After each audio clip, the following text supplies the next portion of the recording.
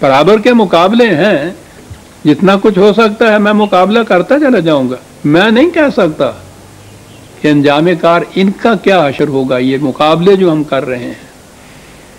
لیکن میں یہ کہہ رہا ہوں کہ وہ میری زندگی میں یہ بات ہو یا اس کے بعد ہو، یہ جو میں نظام پیش کر رہا ہوں اس کے اندر قوت اتنی موجود ہے کہ یہ قائم ہو کر رہے گا. یہ اعلان کہ میں نہیں کہہ سکتا کہ اس میں میرے ساتھ کیا ہوگا، بڑی چیز ہے. اس میں وہ ساری چیزیں کہ صاحب حضور اور صحابہ کبار تو یہ کچھ کر گئے کہ وہ فوق البشر ہستیاں تھیں، ان کے ساتھ تو اس طرح سے ہمارے ذہن کے طور پر کہ نصرت خداوندی تھی، فرشتے آ گئے یہ کچھ کر جاتے تھے، سب چیز ختم ہو گئی. وہ کہہ رہے ہیں کہ مجھے خود معلوم نہیں کہ میرے ساتھ کیا ہوگا.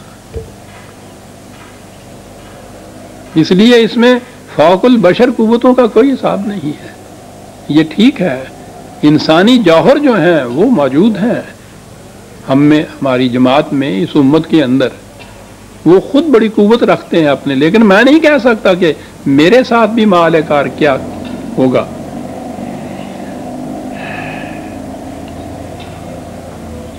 میرا کام تو اتنا ہے، اتبعوا الا ما یوحی الی،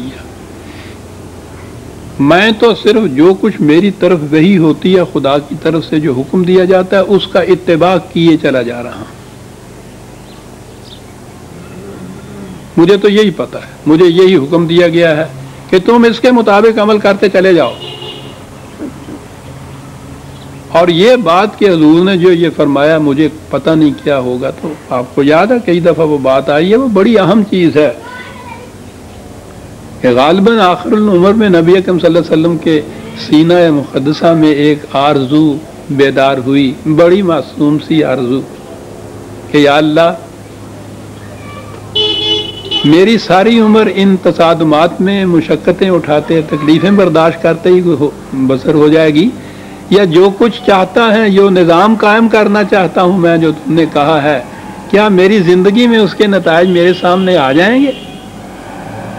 بڑی معصوم آرزو ہے اور یقیناً پیدا ہوتی ہے یہ. پھر ایک ایسی ہستی جس کی ساری عمر گزر گئی ہو اسی تگ و تاز کے اندر، اتنی مصیبتیں اٹھائیں، اتنی مشقتیں اٹھائیں، عمر کا آخری حصہ آ رہا ہے، تو اس میں تو یہ دل میں آتا ہی ہے کہ یا اللہ کچھ میری آنکھیں اس کا نتیجہ بھی دیکھیں گی، اس درخت کو پھل لگتا ہوا بھی دیکھیں گی، یا میری عمر اسی طرح سے گزر جائے گی.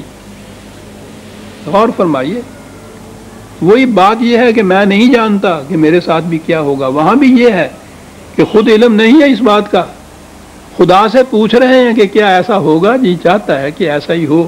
جیسا میں کہا کرتا ہوں کوئی بھی اور ہو تو جتنا کچھ حضور نے کیا تھا اس کا کچھ تقاضا تھا کہ کم از کم ان کی اس معصوم سی خواہش کو پورا کرنے کے لیے کہہ دیا جاتا کہ نہیں تمہاری زندگی میں یہ ہو جائے گا. لیکن نہیں، خدا کے قوانین تو اٹل ہیں. کیا جواب ملتا ہے؟ انما علیک البلاغ وعلینا الحساب، تمہارے ذمے اس پیغام کو پہنچاتے چلے جانا ہے. اس تگ و دو کا نتیجہ کب مرتب ہوگا یہ ہمارے قوانین کے ماتحت مرتب ہوگا. ہم کسی کی خواہشات کی روح سے اس میں تبدیلی نہیں کر سکتے. ہو سکتا ہے تمہاری زندگی میں ہو سکتا ہے اس کے بعد ہو. جتنی ذمہ داری تمہاری ہے تم اس کو پورا کرتے چلے جاؤ، اور یہ مت سوچو کہ وہ کب نتیجہ برآمد ہوگا. یہ جواب مل رہا ہے. کیا بات ہے سر.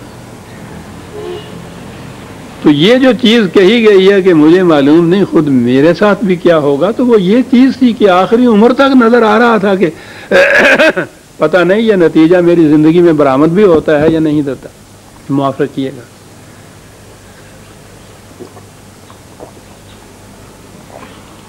اچھا ہے.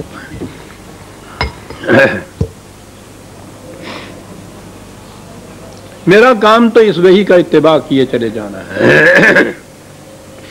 اور میں یہاں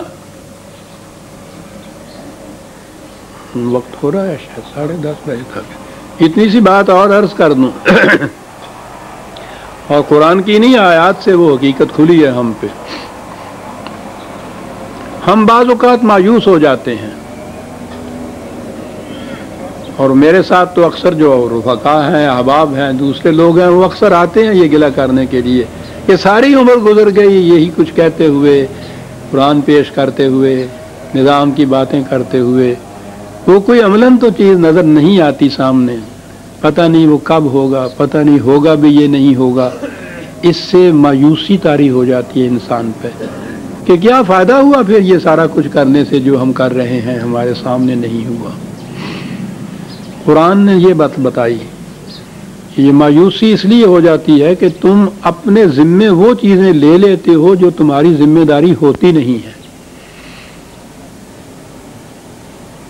رسول سے کہا کہ تیری ذمہ داری علیک البلاغ ہے، بس پہنچائے چلے جاؤ، نظام کا قائم کر کے رکھ دینا، ان سب کو صحیح راستے پہ لے آنا، یہ تمہاری ذمہ داری نہیں ہے۔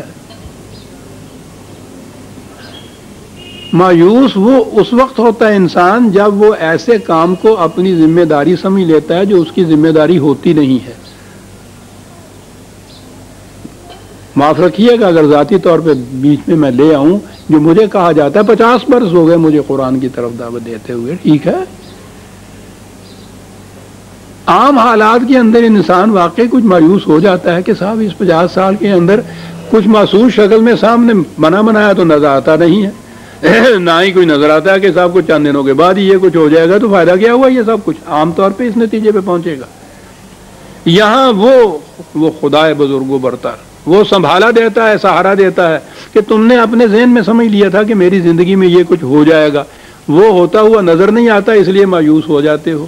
تم سے کس نے یہ کہا تھا کہ تمہاری زندگی میں یہ ہو جائے گا؟ خود ہی تم نے اپنے ذہن میں یہ طے کر لیا، وہ نہیں ہوتا تو مایوس ہو رہے ہو۔ اس نے جو کہا تھا کہ مایوسی کفر ہے تو اس کے معنی یہ تھا کہ جو تمہاری ذمہ داری ہے وہاں تک رہو، تمہاری زندگی اس پیغام کو پہنچاتے چلے جانا ہے۔ یہ ہمارا قانون ہے جس کی روح سے پھر یہ طے ہوتا ہے کہ یہ نظام کب قائم ہوگا، کب نتائج مرتب ہوں گے۔ تم اگر اپنی ذمہ داری کو پورا کرتے چلے جاؤ گے تو مایوس ہونے کی بات ہی کوئی نہیں، پھر مایوسی کہے گی میرا کام تو اتنا ہے پہنچاتا چلا جاؤں، یہ اس کا کام ہے، وہ دیکھے کہ کب نتائج مرتب ہوں گے۔ رسول اللہ صلی اللہ علیہ وسلم سے یہ بات کہی گئی، وَمَا أَنَا إِلَّا نَذِيرٌ مُبِينٌ، میں تو صرف آگاہ کرنے والا ہوں تمہیں کہ جس راستے پہ تم چل رہے ہو تباہی کا راستہ ہے۔ حضور سے تو یہ بھی کہہ دیا کہ عزیز ترین بھی جو تمہارے آدمی ہیں یہ بھی ضروری نہیں کہ تم ان کو بھی زبردستی سے ہی راستے پہ لے آؤ، تمہارا کام بتاتے چلے جانا ہے کہ غلط ہے یہ راستہ جس پہ تم چل رہے ہو، وہ راستہ صحیح ہے، باز نہ ہوگے تباہ ہو جائے گا، بس یہ ہے تمہاری ذمہ داری۔ اس سے انسان مایوس نہیں ہوتا۔ وقت ہو گیا، سورہ الاحقاف کی آیت 9 تک ہم آئے، 10ویں آیت سے ہم آئندہ لیں گے۔ ربنا تقبل منا انک انت السمیع العلیم۔ یہ نمائندہ بزم طلوع اسلام لاہور کی طرف سے اعلان ہے کہ بزم طلوع اسلام لاہور کی ایک میٹنگ آج اوپر دفتر میں ہوگی۔ احباب بزم سے درخواست ہے کہ درس کے بعد ٹھہر جائیں۔